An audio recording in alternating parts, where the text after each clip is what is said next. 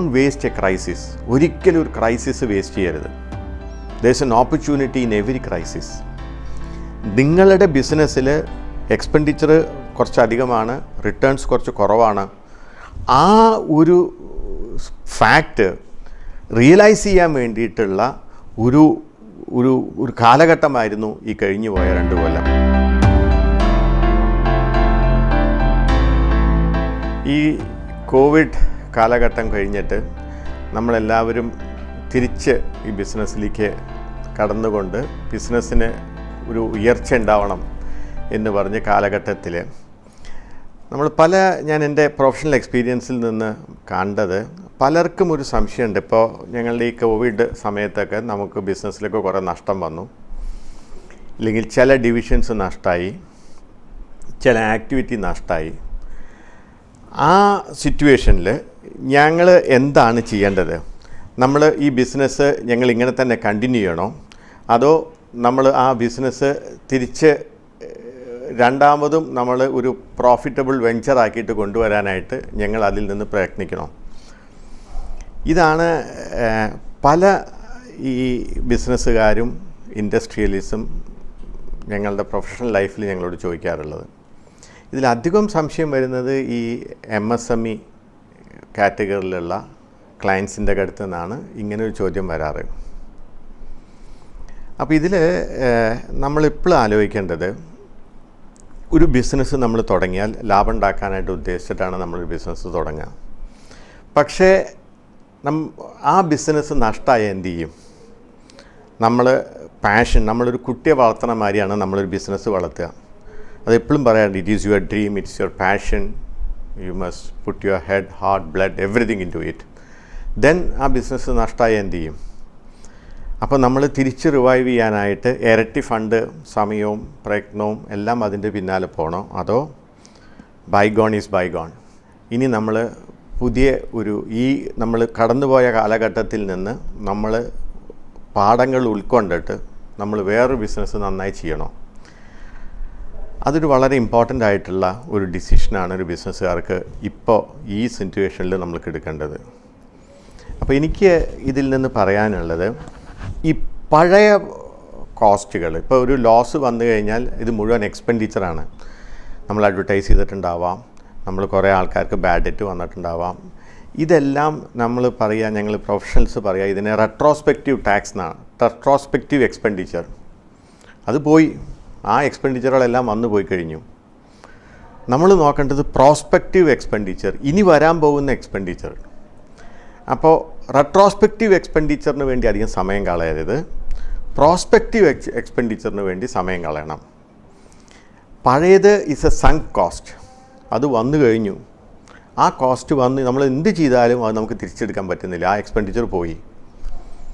പക്ഷേ ഇനി വരാൻ പോകുന്ന എക്സ്പെൻഡിച്ചർ വളരെ പ്രൊഡക്റ്റീവായിട്ട് നമ്മൾ അതിൽ നിന്ന് എങ്ങനെ അതിൽ നിന്ന് കരകയറാം, അതായിരിക്കണം ഒരു ഇൻ്റലിജൻ്റ് ആയിട്ടുള്ള ഒരു ബിസിനസ്സുകാരൻ ആലോചിക്കേണ്ടത്.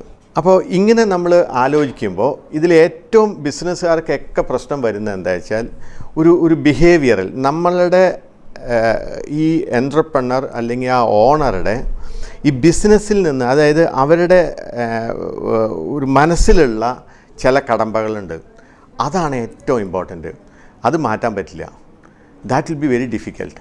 ആ ഒരു ബിസിനസ് ഡിസിഷൻ നമ്മൾ നഷ്ടങ്ങൾ ഇൻകർ ചെയ്തിട്ടുള്ള ആ ഒരു ബിസിനസ് നമ്മൾ അത് അടച്ചു പൂട്ടണോ, അതോ ഇനി വേറൊരു ആക്ടിവിറ്റി അല്ലെങ്കിൽ അതിൽ നിന്ന് ചെറുതായിട്ട് വ്യത്യാസപ്പെട്ടിട്ട് വേറെ എന്തെങ്കിലും ഒരു ആക്ടിവിറ്റി ചെയ്യണോ എന്നുള്ളൊരു തീരുമാനം വളരെ ഇമ്പോർട്ടൻ്റാണ്.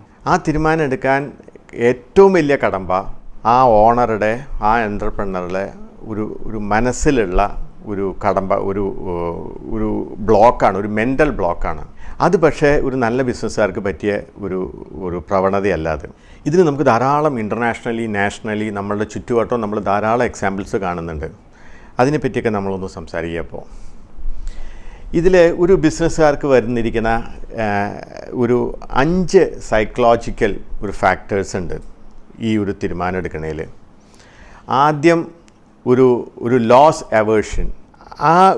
ഇത് ഉദ്ദേശിക്കണം എന്താ വെച്ചാൽ,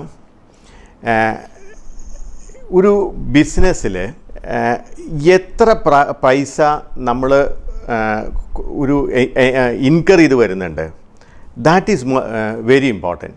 നമ്മളിപ്പോൾ ഒരു ബിസിനസ്സിൽ ഒരു ബിൽഡിംഗ് സെറ്റപ്പ് ചെയ്തു, ആ ബിൽഡിങ്ങിൽ ഒരു ബിസിനസ് ചെയ്തു, അവിടെ കുറച്ച് നഷ്ടം വന്നു. അപ്പോൾ നമ്മൾ എന്ത് ചെയ്യും? ആ ബിസിനസ്, ആ നഷ്ടം തിരിച്ചെടുക്കാനായിട്ട് നമ്മൾ പറയും, ആ ബിൽഡിംഗ് വിൽക്കണമെങ്കിൽ എനിക്ക് അതിന് വന്നിരിക്കുന്ന കോസ്റ്റും അത് കഴിഞ്ഞ് എനിക്ക് വന്നിരിക്കുന്ന ലോസും ഇതെല്ലാം കൂടിയും ഈ പ്രോപ്പർട്ടിയിൽ നിന്ന് കിട്ടിയാൽ അത് ഞാൻ വിൽക്കാം. അത് ഒരിക്കലും നടക്കില്ല. ബിക്കോസ് ബിൽഡിങ്ങിന് ഒരു വിലയുണ്ട്, ആ വിലയെ നമുക്ക് കിട്ടുള്ളൂ. അതിൻ്റെ കൂടെ ആ കച്ചവടത്തിൽ നമ്മൾ നഷ്ടം വരുത്തി, അതിൽ ഇത് നഷ്ടം വരുത്തുന്നതെല്ലാം ഇൻറ്റൻഷനൽ ആയിരിക്കില്ല, അറിയാണ്ട കുറേ നഷ്ടങ്ങൾ വന്നു. ബിസിനസ് ഇപ്പോൾ ഒരു 10 ഡിസിഷൻ ഒരു സക്സസ്ഫുൾ എൻ്റർപ്രണർ എടുക്കുകയാണെങ്കിൽ അതിൽ ഒരു 2-3 ഡിസിഷൻസ് ആ സക്സസ്ഫുൾ എൻ്റർപ്രണേഴ്സും തെറ്റായിട്ട് എടുത്തിട്ടുണ്ടാവാം. സക്സസ്ഫുൾ ആയിട്ടുള്ള ആൾക്കാരെ എല്ലാം നല്ല ഡിസിഷനല്ല എടുത്തിരിക്കുന്നത്. പക്ഷേ അവർ തെറ്റായിട്ടുള്ള അല്ലെങ്കിൽ ഫെയിൽഡ് ആയിട്ടുള്ള ഡിസിഷൻസിൻ്റെ എണ്ണം കുറവാണ്, സക്സസ്ഫുൾ ആയിട്ടുള്ള ഡിസിഷൻസിൻ്റെ എണ്ണം കൂടുതലാണ്. അത്രേ അതിനർത്ഥമുള്ളൂ. എല്ലാ ബിസിനസ്സിലും തെറ്റ് വരാം, അതിൽ റിസ്ക് ഉണ്ട്. അപ്പോൾ ആ ബിസിനസ്സുകൾ നമുക്ക് റിസ്ക് വന്നു, അതിൽ നിന്ന് നല്ല നഷ്ടം വന്നു. ആ നഷ്ടം മുഴുവൻ നമ്മളുടെ കയ്യിൽ വിൽക്കാനുള്ള ആ പ്രൊഡക്റ്റിൻ്റെ മുകളിൽ ലോഡ് ചെയ്തിട്ട് അത് മുഴുവൻ കിട്ടിയാലേ ഞാൻ ഈ ബിസിനസ് വിൽക്കുള്ളൂ എന്ന് പറഞ്ഞാൽ നമ്മൾ ആ ബിസിനസ്സിൻ്റെ മുകളിൽ നമ്മൾ കണ്ടിന്യൂ ചെയ്യേണ്ടി വരും. We will not be able to sell that unit and you will keep on incurring. അതിൻ്റെ മുകളിൽ എംപ്ലോയീസ് ഉണ്ടാവും, അതിൻ്റെ മുകളിൽ നമ്മൾ ക്ലോസിങ് സ്റ്റോക്ക് അല്ലെങ്കിൽ മെറ്റീരിയൽസ് പിന്നെയും നമ്മൾ മേടിക്കും. അത് ലോസ് ഇങ്ങനെ കൂടി കണ്ടിരിക്കും. അപ്പോൾ അത് നമുക്ക് ഒരു സർക്കാർ സ്ഥാപനമാണെങ്കിൽ അവരുടെ ഒബ്ജക്റ്റീവ് എന്താണ്? അവർക്ക് ചിലപ്പോൾ ഒരു സർവീസ് ഓറിയൻറ്റഡ് ഓർഗനൈസേഷൻ ആയിരിക്കാം. For example KSRTC. അവർക്കൊക്കെ എന്താ വെച്ചാൽ ഒരു പബ്ലിക്കിന് വേണ്ടിയിട്ടുള്ള ഒരു സർവീസ് റെൻഡർ ചെയ്യുന്ന ഓർഗനൈസേഷനാണ്. പക്ഷേ പ്രൈവറ്റ് സെക്ടറിലുള്ള ഒരാൾക്ക് അതേമാതിരി നഷ്ടം ഇയർ ആഫ്റ്റർ ഇയർ നഷ്ടം ഇൻകർ ചെയ്തിട്ടൊരു ബിസിനസ് കൊണ്ടുനടക്കാൻ പറ്റില്ല. അതുകൊണ്ട് ഒരു ബിസിനസ് തീരുമാനം എടുക്കുകയാണ്, നമ്മളത് വിൽക്കണം എന്ന് ആലോചിക്കുമ്പോൾ അത് വിൽക്കട്ടെ, ആ പ്രോപ്പർട്ടി വിൽക്കട്ടെ, അപ്പം ഞാൻ ബിസിനസ് നിർത്താം എന്ന് പറഞ്ഞാൽ നടക്കില്ല. അതിനെന്ത് വില കിട്ടും? അത് വെച്ചിട്ട് വേണം നമ്മൾ ആ ബിസിനസ് വിൽക്കാൻ. പിന്നെ നമ്മൾക്ക് വേറെ എന്നുള്ളത് ഒരു ഫ്രെയിമിംഗ് എഫക്റ്റ്. അതായത് ഞാൻ പറയുകയാണ് എൻ്റെ ഒരു ക്ലയൻറ്റിനോട്, നിങ്ങളെടുത്ത ബിസിനസ് ശരിയായില്ല എന്ന് പറഞ്ഞാൽ ഏത് ഹ്യൂമൻ ബീയിങ്ങും അത് കേൾക്കാൻ സുഖമില്ലാത്തൊരു വാക്കാണ്. അതിന് പകരം വേറൊരു ബിസിനസ് ഉണ്ടല്ലോ ഇതിനെക്കാട്ടിലും നല്ലത്, അത് നമുക്ക് തുടങ്ങിക്കൂടെ, ഇല്ലെങ്കിൽ അത് നമ്മൾ ചെയ്തുകൂടെ? അതേമാതിരി ആ ഓണറും നമ്മൾ ആലോചിക്കണം, ഞാൻ ഈ തെറ്റായിട്ടുള്ള ബിസിനസ് അടച്ചുപൂട്ടണ എന്ന് നമ്മളൊരു നെഗറ്റീവ് ആലോചനയില്ലാണ്ട് ഇനി ഇതിനെക്കാട്ടിലും ബെറ്ററായിട്ട്, ഇല്ലെങ്കിൽ ഇതിൽ നിന്ന് വേറൊരു ഓപ്പർച്യൂണിറ്റി ഉണ്ട്, ആ ഒരു ഓപ്പർച്യൂണിറ്റി തുടങ്ങിക്കൂടെ എന്ന് ആലോചിക്കണം. ആ ആലോചനയിൽ നിന്ന് നമുക്ക് ഏതെങ്കിലും ഒരു ബിസിനസ് ഡിസിഷൻ വരും. ആ ബിസിനസ് ഡിസിഷൻ വന്നിട്ട് അതിൽ നിന്ന് നമുക്ക് നല്ല ഒരു ഓപ്പർച്യൂണിറ്റി വരും. അപ്പോൾ നമ്മളുടെ ആ ഡിസിഷൻ എപ്പോഴും ഒരു നെഗറ്റീവ് തോട്ടിൽ നിന്ന് വരരുത്, അതൊരു പോസിറ്റീവ് തോട്ടിൽ നിന്ന് വരണം. മീനിങ് നമ്മളുടെ മനസ്സിനോട് തന്നെ നമ്മൾ പറയണം, നമ്മുടെ കൂടെയുള്ള ആൾക്കാരോട് നമ്മൾ പറയണം. കൂടെയുള്ള ആൾക്കാരെന്ന് പറഞ്ഞാൽ ഏറ്റവും ഇമ്പോർട്ടൻ്റ് നമ്മുടെ ഫാമിലി മെമ്പേഴ്സാണ്. നമ്മുടെ ഫാമിലി മെമ്പേഴ്സിനോട് പറയണം ദാറ്റ് ഞാൻ ആ ബിസിനസ് പൊളിഞ്ഞു, ഞാനത് അടച്ചു പൂട്ടി എന്നുള്ളൊരു നെഗറ്റീവ് കൊണോട്ടേഷനിൽ നമ്മളോട് പറയരുത്. അപ്പോൾ ഒരു അപകർഷതാബോധം വരും. അതിന് പകരം വേറെ ഒരു ബിസിനസ് ഓപ്പർച്യൂണിറ്റി, ഈ ഒരു ഓപ്പർച്യൂണിറ്റി എനിക്ക് കണ്ടിട്ടുണ്ട്, ഞാൻ ഇതിൽ നിന്ന് അതിലേക്ക് ഡൈവേർട്ട് ചെയ്ത് പോവുകയാണ്. So I am starting or redirecting my attention and my funds and my resources to a new line. അപ്പോൾ പഴയതെന്തായി? അത് ഈ കോവിഡ് കാലഘട്ടം വന്നപ്പോൾ എനിക്ക് അത് റീലുക്ക് ചെയ്യേണ്ട ഒരു ആവശ്യം വന്നു. അതുകൊണ്ട് ഞാൻ അത് വേറൊരു ബിസിനസ്സിലേക്ക് നമ്മളത് തിരിയുകയാണ് എന്ന് പറഞ്ഞിട്ട് നമ്മൾ ആ ഒരു കാലഘട്ടത്തിലേക്ക് നമ്മളത് തിരിയാനായിട്ട് നമ്മൾ ശ്രമിക്കണം. അതാണ് നിങ്ങൾ ഒരു ബിസിനസ് തീരുമാനം എടുക്കുമ്പോൾ സ്വയം ആ ഒരു തീരുമാനം വരണം. അതാണ്, ദാറ്റ് ഈസ് വെരി ഇമ്പോർട്ടൻറ്റ്. ആ എൻ്റർപ്രണർക്കുള്ള കൂടെയുള്ള ആൾക്കാരോട്, എംപ്ലോയീസിനോട് പറയണം, ഫാമിലി ആൾക്കാരോട് പറയണം. ബാങ്കേഴ്സിനോട് പറയണം, ക്രെഡിറ്റേഴ്സിനോട് പറയണം, കസ്റ്റമേഴ്സിനോട് പറയണം. അതിനെപ്പറ്റിയിട്ട് ഞാൻ discussing with a stakeholder എന്നുള്ളൊരു വേറൊരു എപ്പിസോഡായിട്ട് നമുക്ക് അതിനെപ്പറ്റി സംസാരിക്കാം. പക്ഷേ ഈ ആൾക്കാരോടൊക്കെ നമ്മൾ ഒരു നെഗറ്റീവ് കണോട്ടേഷനിൽ നമ്മൾ അഡ്രസ്സ് ചെയ്യരുത്. അതൊരു പോസിറ്റീവ് ആറ്റിറ്റ്യൂഡിൽ വേണം നമ്മൾ അവരോട് ഇതാക്കാൻ. Third one which I thought I will discuss is about നമ്മൾ ഒരു ബിസിനസ്സിൽ നമ്മൾ പൈസ ഇട്ടു, അതിൽ നിന്ന് കുറച്ച് റിട്ടേൺ കിട്ടുന്നുണ്ട്. 3% റിട്ടേൺ കിട്ടുന്നുണ്ട്. പക്ഷേ എക്സ്പെൻഡിച്ചർ 4, 5, 6% എക്സ്പെൻഡിച്ചർ. അതുകൊണ്ടാണ് നെറ്റ് റിസൾട്ട് നമുക്ക് ലോസായിട്ട് വരുന്നത്. അത് നമ്മൾ ചെയ്തിട്ട് അതിങ്ങനെ കണ്ടിന്യൂ ചെയ്തിരിക്കുക. അതിങ്ങനെ വോളിയം കൂട്ടാം. വോളിയം കൂടുമ്പോൾ നമ്മുടെ ബിസിനസ് രണ്ടാമതും കയറാം. ബിക്കോസ് ഇപ്പോൾ നമ്മളുടെ ടേൺ ഓവർ കുറഞ്ഞു, നമ്മളുടെ ആക്ടിവിറ്റി കുറഞ്ഞു. പക്ഷേ അതിൽ നിന്ന് നമുക്ക് പ്രോഫിറ്റബിൾ ആവണമെങ്കിൽ നമുക്ക് കൂടുതൽ വേണം. അപ്പോൾ നമ്മൾ പിന്നെയും ഒരു ഓപ്റ്റിമിസം നമ്മളതിലേക്ക് കൊണ്ടുവരികയാണ്. അത് വരും, ശരിയാവും. അപ്പോൾ അതിലേക്ക് നമ്മൾ പിന്നെയും ഓപ്റ്റിമിസം മാറി വരികയാണ് അതിൽ. പക്ഷെ നമ്മൾ ഒരു ദിവസം ഒരു പാഷൻ ഇല്ലാണ്ട് നമ്മളൊന്ന് ആലോചിക്കണം. ഇന്ന് എന്നോട് ആ ബിസിനസ് സ്റ്റാർട്ട് ചെയ്യാൻ പറഞ്ഞാൽ ഞാൻ ആ ബിസിനസ് സ്റ്റാർട്ട് ചെയ്യുമോ, അതോ മറ്റേ ബിസിനസ്സാണോ സ്റ്റാർട്ട് ചെയ്യുക? ഈ ബിസിനസ് ശരിയാണ്, ഞാൻ 3 കൊല്ലം വർക്ക് ചെയ്തു, ഞാൻ ഇത്രയൊക്കെ പ്രാക്ടിച്ചു, അതിൽ നിന്ന് എനിക്ക് 2% റിട്ടേൺ കിട്ടുന്നുണ്ട്. ആ ബിസിനസ് ഞാൻ ചെയ്യുമോ, അതോ മറ്റേ business where return is about 10% and expenditure is only about 3%, so that I can take a net gain of 7%, അതെടുക്കുമോ? ആ ഒരു തീരുമാനം നമ്മൾ ഇവാലുവേറ്റ് ചെയ്യണം. അപ്പോൾ ഒരു വേർപെട്ട് ചിന്തിക്കണം. അതായത് ആ ബിസിനസ്സിൻ്റെ ആളാണ് എന്നിൽ നിന്ന് മാറിയിട്ട് ബിസിനസ് വേറെ, നമ്മൾ വേറെ. അപ്പോൾ ആ ബിസിനസ്സിൽ നിന്ന് വിട്ടു നിന്നിട്ട് ഒന്ന് ഇവാലുവേറ്റ് ചെയ്യണം whether we should do that or not എന്നുള്ളത്. ഈ എക്സ്പെൻഡിച്ചറുകൾ എല്ലാം വന്നിരിക്കുന്നത് ഒരു പേഴ്സണൽ റെസ്പോൺസിബിലിറ്റി ആയിട്ട് നമ്മളത് കാണരുത്. ഇത് മുഴുവൻ നമ്മൾക്ക് വന്നിരിക്കുന്നത് മുഴുവൻ നമ്മളുടെ പേഴ്സണൽ റെസ്പോൺസിബിലിറ്റിയാണ്. ഈ സങ്ക് കോസ്റ്റ് മുഴുവൻ വന്നിരിക്കുന്നത് എൻ്റെ പേഴ്സണൽ റെസ്പോൺസിബിലിറ്റിയാണ്. അങ്ങനെ വന്നാൽ നമ്മൾ ഒരിക്കലും ഈ പഴയ ബിസിനസ് നമ്മൾ അടച്ചു കൂട്ടാൻ നോക്കില്ല. അല്ലെങ്കിൽ നമ്മൾ എന്തെങ്കിലും കടുങ്കൈയൊക്കെ ചെയ്തു പോകും. അപ്പോൾ ഒരിക്കലും നമ്മൾ ഇത് നമുക്ക് ഏറ്റവും ഈ ശതാബ്ദത്തിൽ വന്നിരിക്കുന്ന ഏറ്റവും വലിയ ഒരു ഇവൻ്റാണ് ഈ ഒരു കൊറോണ. ഒരിക്കലും നമ്മളത് സംഭവിക്കാത്തൊരു സംഗതിയാണ്. ഞാൻ എപ്പോഴും പറയാറുണ്ട്. പക്ഷേ കൊറോണ സമയത്ത് നമുക്ക് എന്തുണ്ടായത്, ഒരു വെള്ളപ്പൊക്കം മാറി നമുക്കൊന്നും നഷ്ടപ്പെട്ടിട്ടില്ല, അസറ്റ്സ് ഒന്നും പോയിട്ടില്ല, ഭൂമികുലുക്കം മാറി അസറ്റ്സും ഡിസ്ട്രക്ഷൻ വന്നിട്ടില്ല.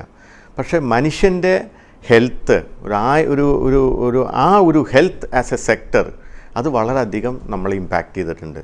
അപ്പോൾ ഇനി നമ്മൾ ഇഞ്ചക്ഷൻസൊക്കെ വന്നു, വാക്സിനേഷൻസൊക്കെ വന്നു, എല്ലാവർക്കും അതിൽ നിന്നൊരു ഹേർഡ് ഇമ്മ്യൂണിറ്റി വന്നു, അതിൽ നിന്നൊരു പ്രതിരോധ ശക്തി നമ്മളെല്ലാവരും ഏറ്റെടുത്ത് കഴിഞ്ഞാൽ ബിസിനസ്സൊക്കെ പഴയ സിറ്റുവേഷനിലേക്ക് വരും.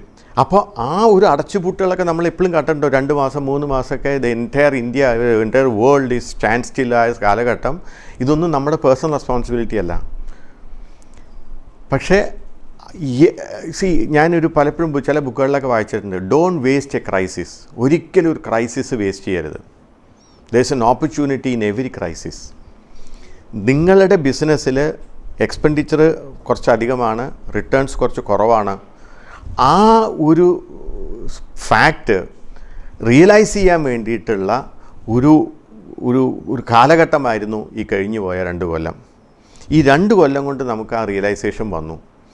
അപ്പോൾ ആ 2 റിയലൈസേഷൻ വന്നതിൽ നിന്ന് നമുക്ക് പഠിച്ചിട്ടൊരു പാഠം ഉൾക്കൊണ്ടിട്ട് ആ ഒരു ക്രൈസിസ് നമ്മൾ വേസ്റ്റ് ആക്കരുത്.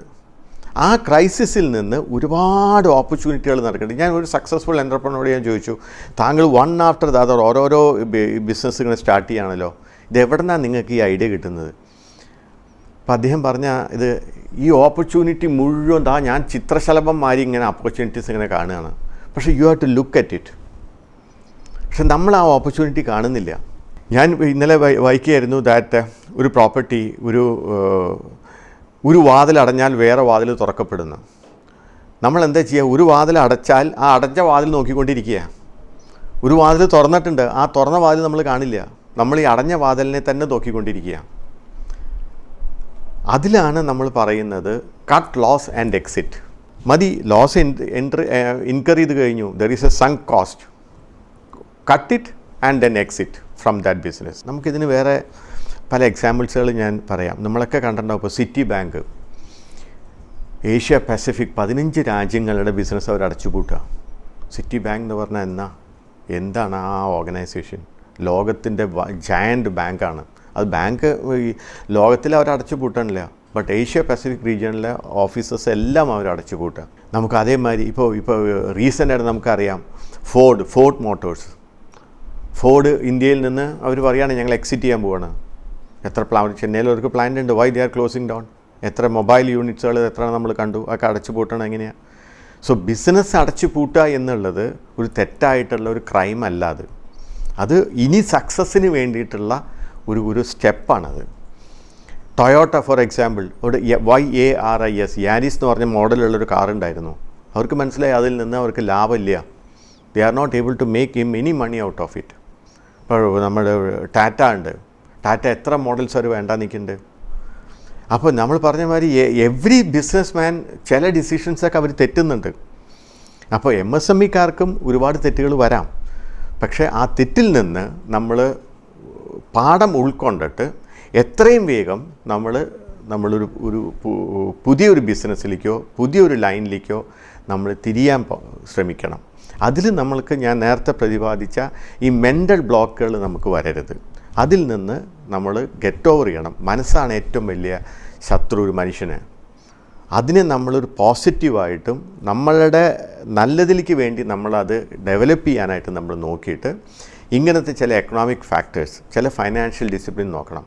ഈ ലോസിലും നമുക്ക് എങ്ങനെ എക്സിറ്റ് ചെയ്യാം, അത് ഞാൻ വേറൊരു ഇതിൽ നിന്ന് അത് പ്രതിപാദിക്കാം. ബിക്കോസ് ഇപ്പോൾ നമുക്ക് ബിസിനസ് ലോസുകളൊക്കെ ഇൻകർ ചെയ്തത് ചിലപ്പോൾ നമുക്കത് പ്രോഫിറ്റബിൾ ആക്കാതെ മുഴുവൻ നമുക്കത് ഇത് വേസ്റ്റ് ആവില്ല. അത് വേറൊരു എപ്പിസോഡിൽ നമുക്ക് അതിനെപ്പറ്റി സംസാരിക്കാം. അപ്പോൾ പട്ടണോടത്തോളം മുഴുവൻ നമുക്കത് ഡെവലപ്പ് ചെയ്യാൻ പറ്റും, അല്ലെങ്കിൽ അതിൽ നിന്ന് തിരിച്ചെടുക്കാൻ പറ്റും. ഇൻകം ടാക്സിൻ്റെ ലോസ് വന്നാൽ ഇൻകം ടാക്സ് ലോസാണ്. ആ ലോസ് നമുക്ക് ഫ്യൂച്ചർ പ്രോഫിറ്റിൽ നിന്ന് സെറ്റ് ഓഫ് ചെയ്യാൻ പറ്റും, സബ്ജക്റ്റ് ടു സർട്ടൻ കണ്ടീഷൻസ്. അതെങ്ങനെയൊക്കെയാണെന്ന് നമുക്ക് നോക്കാം. അതേമാതിരി ഈ എല്ലാം അടച്ചു പൂട്ടാണ്ട് അതിൽ നിന്ന് എത്രയൊക്കെ നമുക്ക് റിക്കവർ ചെയ്യാൻ പറ്റും, അതൊക്കെ ഒരു ഫൈനാൻഷ്യൽ ഡിസിഷൻസാണ്. അതൊക്കെ നിങ്ങളുടെ ഈ MSME സെക്ടറിലുള്ള ആൾക്കാർ മനസ്സിലാക്കിയിട്ട് നിങ്ങൾക്ക് അതിൽ നിന്ന് ഉൾക്കൊണ്ടിട്ട് ഒരു പാഠമെടുത്ത് ചെയ്യേണ്ടതാണ്. നിങ്ങൾക്ക് ഈ കൊറോണ കഴിഞ്ഞ കാലഘട്ടത്തിൽ നിങ്ങൾക്ക് നല്ല ബിസിനസ് ഡിസിഷൻ എടുക്കാനും ബിസിനസ്സിൽ ഉയർച്ചകൾ വരാനും ഞാൻ നേരുന്നു. നന്ദി, നമസ്കാരം. Thank you.